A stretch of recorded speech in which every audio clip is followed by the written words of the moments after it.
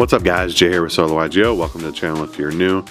We're back at it again with our monthly update of Swordsoul Tenyi. So if you like this profile, subscribe to the channel.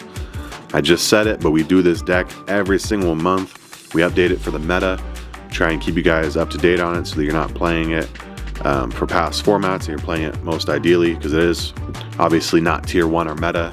It's not tier 0, not tier 1. It's definitely tier 2, maybe Rogue. I'd probably call it tier 2. It's still a pretty good deck. But yeah, it has to steal wins by playing into the meta and what stops the most efficient decks possible. So we got some answers to all the main decks like Purely, Unchained, and whatnot right now. Alright, so before we get into today's deck profile, go ahead and check out the channel memberships and Patreon down below. It really helps us do what we do, as well as the giveaways, which is the main thing it's going towards right now. If you guys want a chance at winning that, just let me know. What's your favorite synchro of all time? Swordsoul's a heavy synchro deck, so give me your favorite synchro of all time. With me, I'm gonna have to go with Stardust Dragon. Not to be super generic, but I grew up during 5Ds, and yeah, Stardust Dragon hitting my little 32-inch screen as a kid was just too nostalgic to bear sometimes. All right, guys, let's get into it. So Swordsoul Tenyi hasn't had any support since Apple Dragon. I don't really like that card, so that's for another variant. We got the standard lineup. Somebody told me 1 tie is standard. I don't know about that. I think 2 tie is standard. This is gonna be it for the Swordsoul cards. I'm gonna move that all up. Alright. So we got 3 Moyi, 3 Long One, 2 Taya, 3 Ecclesia, 3 Emergence, and a Blackout. I feel like this is fairly standard, and I'm very happy with these ratios every time I play the deck. Emergence, you have to play 3 of it. It's obviously the Rhoda, so it's a name for any of these right here. Long, you have to see your level 10 as well as your burn-in time sometimes. Moyi, obviously the best single Swordsoul card in the deck. And then Taya at 2. We play Desires, so I feel like even if, let's say, for sake of argument, 1 was standard, which I really don't think it is. Taya is so good for follow-up. And then hard drawing, it's not the worst. I think 3 is just too much, 1's not enough. But especially with Desires, you need to have at least more than 1 copy of the stuff that you're not going to be searching out necessarily every time. Like getting a Blackout is so easy, so I don't mind just playing 1 Blackout. Also, I'm okay with this being banished if I have to Desires. I just don't really care. But it is a great card, and typically I'll get out of the deck first before Desires if I can. But yeah, that's the logic behind Taya, if you even think that 1 is still standard. I think 2 is standard. But let's move on to the Tenyis. Tenyi, some of the best going second cards in the game of Yu-Gi-Oh!, which is why this deck is one of the best going second decks. We're gonna play 3 Ashina, 2 Vishuddha, 2 Adhara, Shatana, 2 Vessel, and 2 Dragon Circle. I mean, I really like this ratio. I haven't changed it in a while.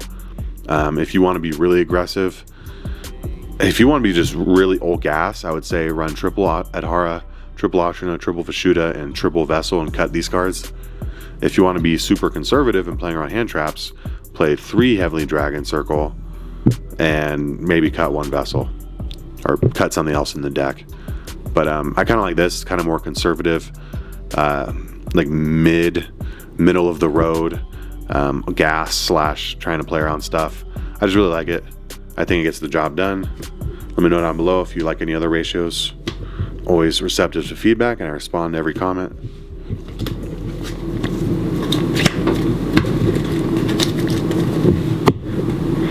Alright, on to the last cards of the main deck. We got 2 Pot of Desires, semi-limited. Such a great card.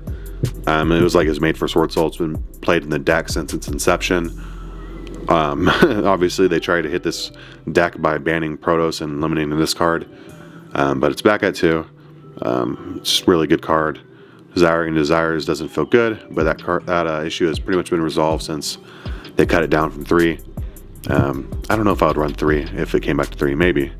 It is pretty free in a deck that runs multiples of pretty much everything, including these guys. The hand traps, we're running the best hand traps in the format. 3 Imperm, 3 Nibiru, and 3 Ash. I feel like these are the best ones along with D-Shifter, but we don't really want to play D-Shifter. We can still make synchros, but it hurts our graveyard effects and our Tenyis, and I just really don't like it. I mean, I wouldn't want to see D-Shifter on the opposing side. I guess I would play it if it hurts them a lot more than it hurts me, but these cards get the job done. And then 2 Valor, not one of the best cards of the format, but it's just really good in Swordsoul Tenyi. So if you have a level 7 Vishuddha or a level 7 Ashuna, and you have a Valor in hand, you can special summon out Ashuna or Vishuddha, and then normal summon Valor to go into Chichao. Chichao requires 1 tuner and 1 non-tuner worm, which is these guys. So that's one way to get Chichao. And then also if you have a level 10 Synchro, you can go level 10 plus Valor equals Psychic and Punisher, which is one of the spice we're playing. You can also get the Psychic and Punisher through level 3 Ash normal summoning with any level 8 Synchro. So that's why I like Valor in this deck. It's super versatile. It unbricks a lot of hands. I love the fact that it's a tuner. If it wasn't a tuner, we would not be playing it whatsoever. Alright, so let's get on to the extra deck. But that's why I play Valor. Somebody asked last time why I played it.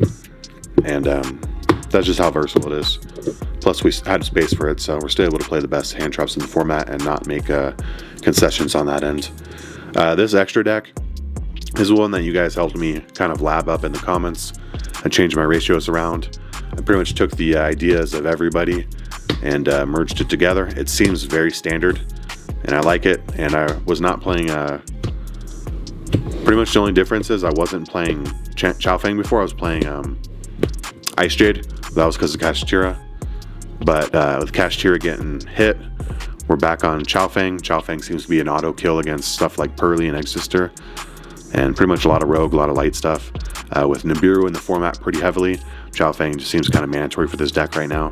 But yeah, we're playing 2 Monk, 1 Shaman, 1 Yazi, 2 Chichao, 2 Baxia, Draco Berserker, Dragite, Chao Feng like I mentioned, Chang Ying, Q-Ching Long One, Baron of Thorn, Psyche, and Punisher.